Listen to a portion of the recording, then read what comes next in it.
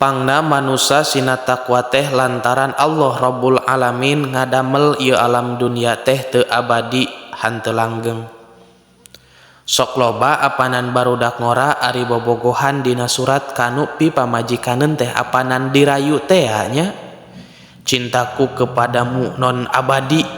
Abadi-abadi ti Hongkong 2 Rebo sasih Kemis kapanan bosen. Bosen memeh kawin menikah deuleu jiga kosot genyer curug nanage ngamekan nanage persis permen 3 Rebo wae tas kawin persis cucurut tah tas ngajuru eta teh bohong teu aya anu abadi di dunia mah da dijieuna ieu jagat ku Allah Rabbul Alamin teh teu abadi teu langgeng sementara nu matak sina taqwa teh lantaran ieu alam dunia teh sementara. Kulantaran sementara di dunia kaum muslimin sadayana kabeh oge silih dagoan. Cager sementara ngadagoan gering. Gering datang mah apanan cager oge leungit. Gering sementara ngadagoan cager, beunghar tong sombong sementara ngadagoan sangsara. Sangsara nyamperkeun apan leungit beunghar teh nya.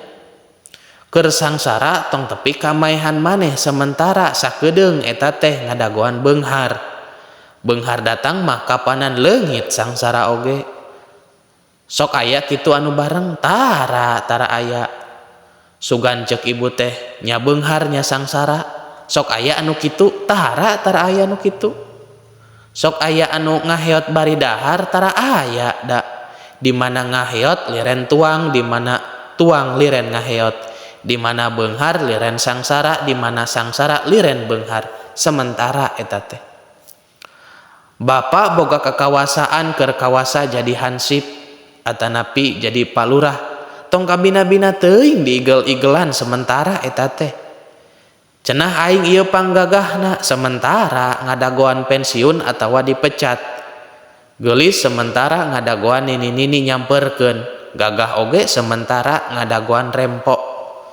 Pinter sementara ngadagoan pikun, hirup sementara ngadagoan dititah balik ke akhirat.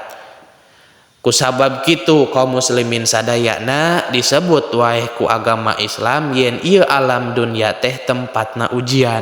Saha anu ngujina? Allah Rabbul Alamin. Ieu dunia teh tempat ujian.